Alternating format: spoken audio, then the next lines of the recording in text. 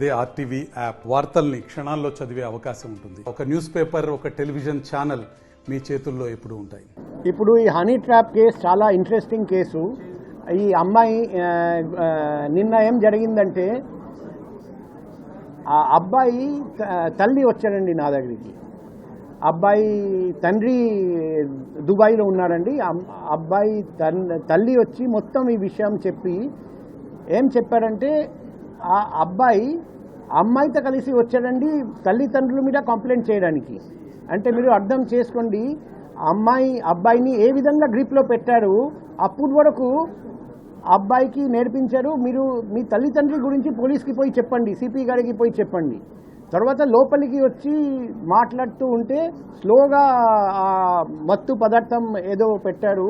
ఆ ఇన్ఫ్లుయెన్స్ పోయిన తర్వాత మొత్తం అతనికి అంత మెమరీ రిటర్న్ వచ్చి స్లోగా మొత్తం చెప్పాడు, ఎలా ఎలా ఎలా ఎలా ఇదంతా చేశారు. ఈరోజు మనం పేపర్లో చదివాం కదా, ఇదంతా చెప్తే మేము వెంటనే కేసు రిజిస్టర్ చేయమని ఆర్డర్ ఇచ్చాము.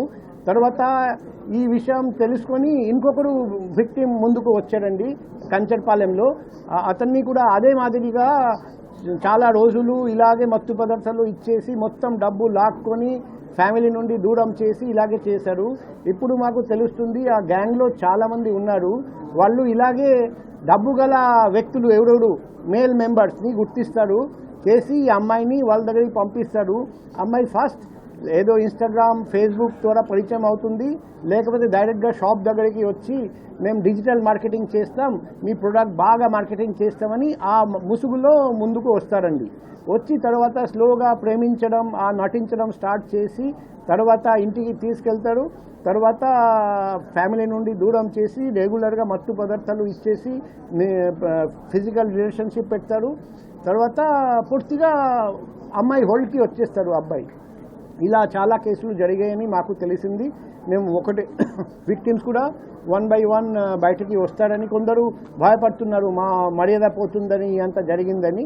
కానీ ఇద్దరు నిర్భయంగా ముందుకు వచ్చారని ఈ లేడీని మనం పట్టుకోగలిగాము. ఈ లేడీని పట్టుకోకుండా ఉంటే ఇంకా ఎంతోమంది వ్యక్తులకు ఈమె ద్వారా హాని జరిగేది. అది మేము ప్రివెంట్ చేయగలిగాము. ఇప్పుడు సర్చ్లో కూడా incriminating documents, incriminating digital evidence దొరికింది. సో ఇదంతా మేము ఇప్పుడు విచారిస్తున్నాం, ఎఫ్ఎస్ఎల్కి పంపిస్తాం. ఆ గ్యాంగ్లో కూడా ఇంకా ఎవరెవరు ఉన్నారు, ఈ అమ్మాయితో పాటు చేతులు కలిపి ఇలా మోసం చేస్తున్నారు, ఎన్ని జీవితాలు నాశనం చేశారు, ఇంకా చేయబోతున్నారు, ఎన్ని ప్లాన్ చేశారు, ఇదంతా బయట వస్తుంది. మేము లోతుగా ఇన్వెస్టిగేషన్ చేస్తున్నాం.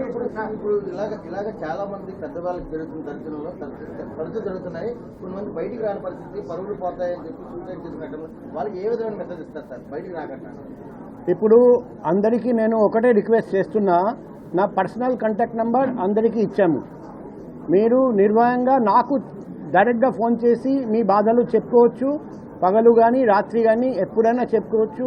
నాకు ప్రతిరోజు యూఎస్ నుండి, యూకే నుండి, దుబాయ్ నుండి, వెస్ట్ ఏషియా నుండి, ఈస్ట్ ఏషియా నుండి ఫోన్స్ వస్తుంటాయి. వాళ్ళు ఎటువంటి ఇబ్బందులు ఉన్నా నాకు చెప్తారు. కాబట్టి మీరు కూడా నిర్భయంగా చెప్పొచ్చు. ఈ కేసులో కూడా ఈ విక్టిమ్ పేరు బయట రాకుండా చేస్తాము, మీ పేరు కూడా బయట రాకుండా చేస్తాం. కానీ మీ అందరికీ కూడా న్యాయం జరిగేటట్టు మేము విశ్వ ప్రయత్నం చేస్తాం. అక్యూజ్డ్ సొంత తల్లిదండ్రులు లేరండి, వేరే వాళ్ళు పోషించారు.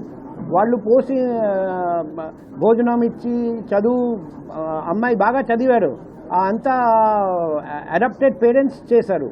అంత చేసిన తర్వాత ఆ పేరెంట్స్తో కూడా మోసం చేసి బయటికి వచ్చేసారు. వచ్చి ఈమెకి అలవాటు వచ్చేసి లగ్జూరియస్ లైఫ్ స్టైల్ అలవాటు. ఆ లగ్జూరియస్ లైఫ్ స్టైల్ కోసం ఈ గ్యాంగ్తో చేతులు కలిపాడు. ఆ తర్వాత వల్నరబుల్ అబ్బాయిలు, డబ్బు గల వ్యక్తులు కానీ వల్నరబుల్, అటువంటి వాళ్ళు సెలెక్ట్ చేస్తారు. సెలెక్ట్ చేసి స్లోగా ఇలా వస్తారు. మంత్లో లేకపోతే 2 months వరకు ఒక అబ్బాయితో ఇలా చేసి మొత్తం డబ్బు లాగి, అబ్బాయి నుండి మొత్తం డబ్బు లాగిన తర్వాత ఫ్యామిలీ దగ్గరికి వెళ్తారు. ఆ తల్లిదండ్రుల మీద ప్రెషర్ పెడతారు, లేకపోతే మొత్తం ఎక్స్పోజ్ చేస్తామని. వాళ్ళు భయపడి వాళ్ళ దగ్గర ఉన్న మొత్తం డబ్బు ఇచ్చేస్తారు. అది లాగిన తర్వాత మొత్తం లాస్ట్ ఫండింగ్ స్క్వీజ్ అయిన తర్వాత ఆ అబ్బాయిని ఎట్లా మనం డస్ట్బిన్లో పాడేస్తాం, అలా డస్ట్బిన్లో పాడేసి మళ్ళీ నెక్స్ట్ అబ్బాయి వైపు వెళ్తారు.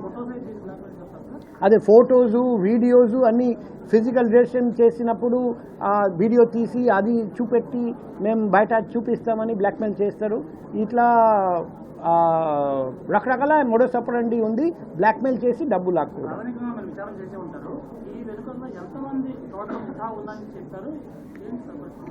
ఇప్పుడు మేము డీటెయిల్స్ ఇంకా చెప్తే వాళ్ళు అలర్ట్ అయిపోతారు.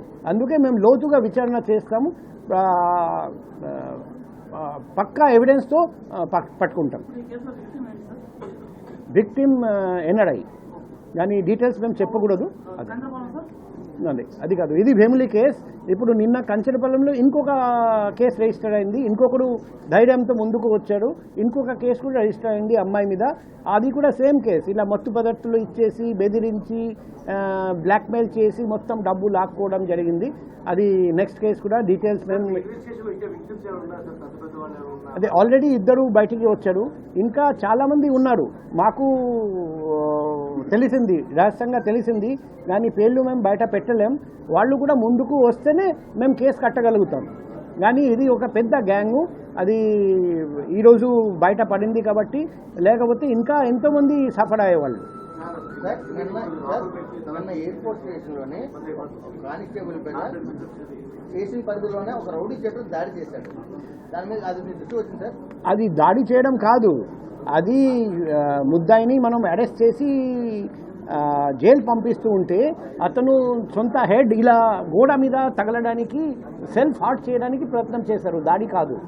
అప్పుడు అతను ఆ కానిస్టేబుల్ అతని ప్రొటెక్ట్ చేయడానికి పోతే అతనికి చిన్న ఏదో గాయం తగిలింది, అది సెల్ఫ్ హార్ట్ నుండి ప్రొటెక్షన్ ఇవ్వడానికి. అది నేను వాళ్ళతో మాట్లాడాము, వాళ్ళే నాకు చెప్పారు. కానీ ఇది అతన్ని ప్రొటెక్షన్ ఇవ్వడానికి వెళ్ళారు, అతని మీద దాడి చేయలేదు. అతను ఆ పరిస్థితుల్లో లేడు, దాడి చేయడానికి పరిస్థితుల్లో లేడు. సరే, మా సిటీ టాస్క్ ఫోర్స్కి ఒక ఇన్ఫర్మేషన్ వచ్చింది, ఏమని, ఆ వెహికల్లో హ్యాష్ ఆయిల్ తీసుకొని పారిపోతున్నారని. సో మేము ఆ వెహికల్ ఆపడానికి పోతే ఫస్ట్ టూ టౌన్ లిమిట్స్లో మనం ఆపలేకపోయాము. ఫైనల్గా మనం మొత్తం డిస్ట్రిక్ట్ అలర్ట్ చేసాము, ఆ వెహికల్ వెళ్తున్నాయి మీరు పట్టుకోండి. అప్పుడు గాజువాకలో చాకచక్యంగా వెంటనే పట్టుకోవడం జరిగింది. కానీ వాళ్ళు ఆ హ్యాష్ ఆయిల్ అక్కడ వదిలేసి పారిపోయారు ఇద్దరు. మేము గుర్తించాము, వాళ్ళు ఏఎస్ఆర్ డిస్ట్రిక్ట్ వాళ్ళు. నిన్న కూడా మా టీం వెళ్ళారు, వాళ్ళు ఇప్పుడు కూడా పారిపోయి ఉన్నారు. 1-2 డేస్లో పట్టుకుంటాం. కానిస్టేబుల్ వెహికల్ డ్యామేజ్ చేశారు, దీనికి వేరే కేసు కట్టాము. వాళ్ళు ఆ కానిస్టేబుల్ వెహికల్ అడ్డంగా పెట్టి ఆ వెహికల్ ఆపడానికి పోతే ఆ వెహికల్ని డాష్ ఇచ్చారు. సో ఆ వెహికల్ డ్యామేజ్ అయింది, 2-వీలర్. అది మేము సెపరేట్ కేసు పెట్టాము, అది సెపరేట్ కేసు.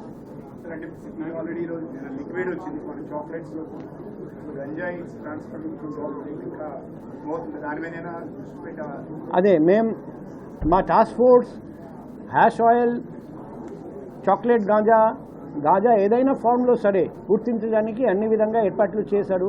మన అందరికీ తెలుసు, 2 days బ్యాక్ మనం నార్కోటిక్స్ కంట్రోల్ బ్యూరో నుండి ఎక్స్పర్ట్స్ని పిలిపించి ఫర్ ద ఫస్ట్ టైం మన రాష్ట్రంలో ట్రైనింగ్ ప్రోగ్రామ్ పెట్టాము. నార్కోటిక్స్ కంట్రోల్ బ్యూరో నుండి 5 test identification kit, drug identification kit కూడా తెప్పించడం జరిగింది. ఇంతకుముందు మన జిల్లాలో 2 మాత్రం ఉండేవి, ఇప్పుడు ఆ 5 వచ్చినాయి కాబట్టి 7. ప్రతి 22 law and order police station ప్రతి స్టేషన్కి ఒకటి ఐడెంటిఫికేషన్ కిట్ తెప్పిస్తున్నాం. ఎందుకంటే ఆ గాజా ఏ ఫామ్లో ఉన్నా సరే, ఆ డ్రై ఫామ్లో ఉన్నా, లిక్విడ్ ఫామ్లో ఉన్నా, చాక్లెట్ ఫామ్లో ఉన్నా, ఏ ఫామ్లో ఉన్నా గుర్తించడానికి ఆ కిట్స్ తెప్పిస్తున్నాం. సో ఇంకా ఈజీగా వాళ్ళు దొరికిపోతారు. మేము ఖచ్చితంగా ఏ ఫామ్లో ఉన్నా సరే గాంజా, చాక్లెట్ కానీ, లిక్విడ్ హ్యాష్ ఆయిల్ కానీ, డ్రై ఫామ్లో కానీ పట్టుకుంటాం. పోలీస్ స్టేషన్కి గతంలో అంటే కేసులు నమోదు చేసే అధికారం అనేది ఒక జీవో కూడా గతంలో రిలీజ్ అయింది. ఆ స్టేషన్కి ఆ కేసులు అక్కడే రిపోర్ట్ చేసి అక్కడే నమోదు చేసే అవకాశం ఉంటుందా? అదే, ఇది కూడా మాకు 2 days బ్యాక్ మాకు తెలిసింది. వాళ్లకు జియో ఉంది కేసు రిజిస్టర్ చేయడానికి. మేము టాస్క్ ఫోర్స్ వాళ్లకు ఆ జియో తీసుకొని రమ్మని చెప్పాము. నేను వచ్చిన తర్వాత చూస్తే ఇప్పటి వరకు ఒక కేసు కూడా వాళ్ళు రిజిస్టర్ చేయలేదు. అన్నీ ఏదో ఒక స్టేషన్కి వెళ్ళి కేసు రిజిస్టర్ చేయిస్తున్నారు. సో మేము నెక్స్ట్ వీక్ వాళ్ళని పిలిచాము. మరిన్ని వీడియోస్ కోసం ఛానల్ ని సబ్స్క్రైబ్ చేయండి, లేటెస్ట్ అప్డేట్స్ కోసం వాట్సాప్ ఛానల్ ని ఫాలో చేయండి, అండ్ లింక్ డిస్క్రిప్షన్ లో ఉంది.